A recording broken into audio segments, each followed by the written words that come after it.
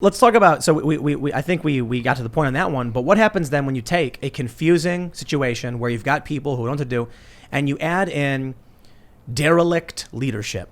Right. Check out this story. All right, you're going to love this.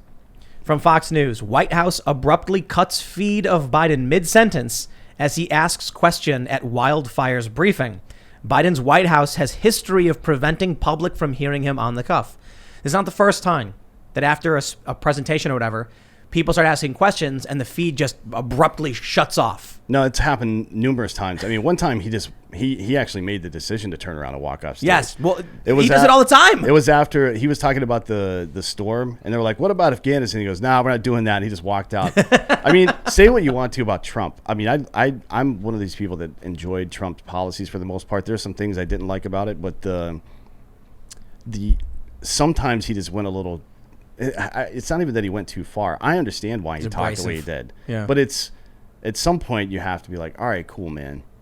I'm just going to get the message out there and then keep doing this good work. Because you know what nobody's talking about right now? It is the historically low unemployment and for black people in the country. During Trump, you mean? During Trump, yeah. Right. Nobody's talking not right now. No, of course not, no. Nobody's talking about how the 5 major peace deals between Middle Eastern countries and Israel for the first time in history. Right? Nobody's talking about any of that stuff. All they're talking about is how he said X, Y, Z about the election and how he's behaved since then. Yep. I feel like if you're that right about stuff, and it's the results of his foreign domestic economic policies were pretty good. If you're that right about stuff in principle, I think you have some responsibility to behave a certain way to continue getting it done. But I do understand that he was under.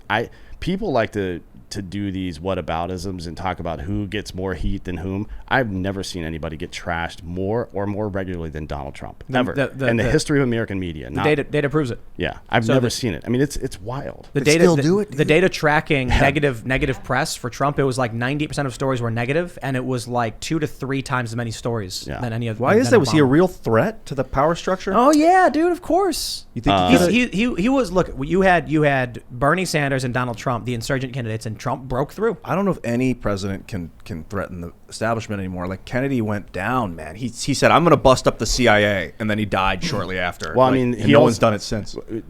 Kennedy.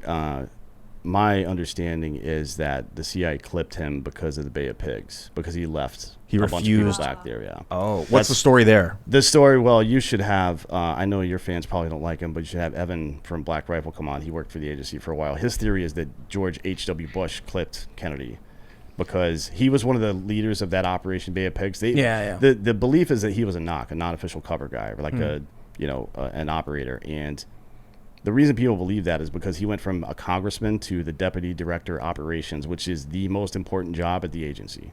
Like anything that happens there goes through that office. The challenge is with all that stuff though is how many assumptions do you have to make at that point? Those aside, I used to think that I could get to the position of president and then fix it. I'd be like, I'll get in there, I'll get all the information, I'll finally fix it all so that we don't have to worry about this anymore. But now it's such a web that you get in there as this piece, the king piece. The king's a terrible piece in chess. I mean, you can't do it. You got to guard it because it's pretty killed. bad. It's the worst piece. The pawn is the worst piece. Technically, well, it's arguable. Pawns can transform, but the king's pretty terrible. It just sits there in hiding and wait. And look. To be honest, I mean, the president. The king can move one space in every direction. It's not bad. Okay, it's not, but a little off topic. The president doesn't have as much power as we may think. There is the queen. Who's the queen in our society right now? I don't know.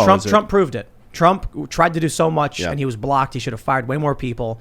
But it's not. I don't need to get into Trump, right? The problem we have right now is that people hated the guy so much because the media hated him so much, because the establishment hated him so much, that now we are at lack thereof when it comes to president, when it comes to leadership. Right. Joe Biden is here's the way I describe it. Donald Trump was anti-elected. The enthusiasm for Joe Biden was in the gutter. And all the Trump supporters were saying that was evidence that Trump's going to win. It's going to be a landslide.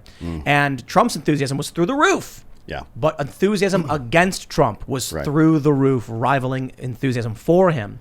And so people just voted for a jabbering, unwell man, senile, who with would vascular dementia. Let's be real. Right. He's got vascular dementia. and he would call a lid.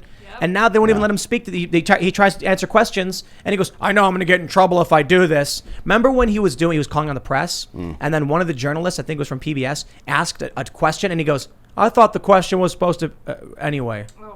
Like he knew in advance what he was going to be asked. And It's then all, sometimes he's like, "I'm not supposed to call on you, but what do you have to say?" Yeah, right. Like you could tell, like the old Joe Biden that's still rattling around there somewhere that likes a good scrap. You know what I mean? He's just like, "All right, come on," because that's again, say what you want about Trump, but he would stand up there and talk trash back and forth with the media all day if they would let him. yeah, with Jim Like, Acosta. he would just sit there, and that would be the presidency. It would be 4 years of him versus Jim Acosta. What kind of uppers do you think they got Joe Biden on so that he can do these events? It's got to be like B12 and Adderall, right? Just It's got modafinil. mainlining that stuff into his body. Main- There's no way he goes from this like hunched over guy that looks like he should be in an old rickety FDR era wheelchair with a shawl in his lap. That's what I keep saying. To a guy who's like alert and bright, but he's a little too alert and he's giddy about being He's got alert, like, you know what I mean? they've been mainlining modafinil, and then like his doctor's like, he's talking to Kamala, we can't keep pushing him like this. Yeah. His blood is 20% modafinil. I saw a good It's only keeping him awake for 3 hours at this point. I saw a good meme today. It was like, Colin, you have to stop answering the phone. Did he die yet? Oh, jeez. It's a little dark. It's but very disturbing that we have this guy in charge of the military right now. Bro, it's This like the Crypt Afghanistan Keeper. surrender. Dude. I'm far less concerned about him being in charge of the military as I am Milley and Lloyd Austin. To be Really? honest. Yeah. These guys Yep. are human garbage. why? Both of them. Why is that? But here's why. Let's go back to this. You mentioned Bagram earlier. A private, the lowest rank in the U.S. military in the 82nd Airborne, which is who deployed over there, along with the Marine Corps, would know that what they did strategically makes no sense. Right.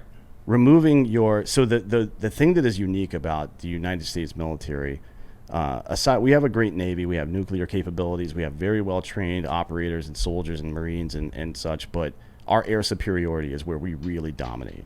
It doesn't matter who attacks us. Even China at their advanced level right now could not compete with us in air superiority. We removed our number one piece. We removed our queen off the board in Bagram. And then what? We had to redeploy. I mean, the people that from the 82nd that went there, they're part of what's called the DRF-1, the Division Ready Force. They're on standby to deploy at any time within 18 hours. And that's not a game plan. That's the backup. That's the break in case of emergency situation. You don't do that. So when they went there, and then they just sat inside of the base waiting for something to happen. Also not what you do. The 82nd Airborne goes in and secures the airfield. And then typically Rangers and sometimes Marines maybe, Rangers go push out, create standoff, and then something like JSOC will conduct operations in the area, right? That's how that works. And I know Milley knows this because he was in Panama when we did exactly that, right? It was in 1989. Like, he knows all this stuff. So the fact that these plans that Biden had, and this is why, by the way, excuse me, this is why the Armed Services Committee has now requested, or demanded rather, that Lloyd Austin give them his plan, right, for the Afghan extraction. Like, what the hell was this? Yeah. This doesn't make any sense. Have you ever seen Congress demand a plan from a military commander before because it didn't make sense? No, not in my lifetime. Right. So the question is why? Now we're seeing it. Dakota Meyer and I were talking about this on our show, and we said it in the mainstream media a couple places, and people were like, no, that's not happening. And one lady in particular tried to go after us about it. Our idea was this, and it's not an idea, it's stuff we heard from people. But the idea is that the reason that Biden was so sure when he said, we're going to get all our people out, the reason that he had this stupid plan in the first place, the reason that he gave up a list of American citizens to the Taliban is exactly what you saw yesterday. So we predicted that this past weekend going into this week, you would see airlifts of U.S. citizens coming out of Afghanistan, and you would see pallets of cash going in. So Saturday and Sunday, 2 planes full of American citizens leave. Today, it's announced $64 billion is going back to Afghanistan. Are we going to pretend like that's not the Taliban? Like we did just give them $64 billion more dollars on top of the 88? This was always assumed to be the outcome with the current leadership. Of course. Lack thereof when it comes to leadership. But the problem for me is I get all the politics and stuff like that, but how did that military plan go all the way up the chain of command and then all the way back down to the people who executed the plan without anybody ever saying anything? It's $1 million. It's 64 million. I just 64 million, double-checked it, excuse me, sorry. Yeah. How did it go up and down the chain without? That's a good question. It's internal rot. You know, look, man, we had that professor earlier. The story came out where she said 9/11 was an attack on heteropatriarchal, capitalism or whatever. Yeah. Syracuse professor. You've got absolute systemic institutional decay. And we talk about how the left dominates institutions, but I'm sorry. What I really see happening is just there's interested groups knocking down the United States, period. Think about it this way. There are people right now cheering for Joe Biden's illegal mandate that bypasses the legislative branch. He's already attempted to bypass the legislative and the judicial with his eviction moratorium. And you have people cheering for it. That's basically like the U.S. system of governance has been corrupted and is breaking apart. And they're celebrating. Glad it's happening. I mean, the only way this could be more perfect is if instead of Biden, it was Joe Lieberman, right? Because he looked like Emperor Palpatine. Do you remember that guy? Does everybody remember he ran Lieberman for from president? Connecticut? Yeah, he was from Connecticut, I think. 2008? Did he run? I believe it was 2000 or 2004. He was in the primaries. I remember that guy. Yeah, he looked like Palpatine. But that's what's happening here. It's very bizarre, and I guess it always kind of happens that way where. I mean, it's the only time that authoritarian movements are ever actually effective is when you convince the population that it's for their own good first. Right. And then they accept it. But I think what we're seeing now is that people don't care about what is right, what is wrong. They just want to feel good. And so they want to do whatever the tribe tells them to do. Right. And that's why you have the social currency, yeah. Thanks for checking out this clip from the Timcast IRL podcast. If you want to see the full show, come back to this channel, youtube.com/TimcastIRL, Monday through Friday at 8 p.m., where you can leave comments and super chat, and we actually will read your comments on the show. Don't forget to like, share, subscribe, and if you want exclusive members-only content, segments you can't get anywhere else, go to timcast.com, become a member, and we even have full bonus episodes. Thanks for hanging out, and we'll see you all next time.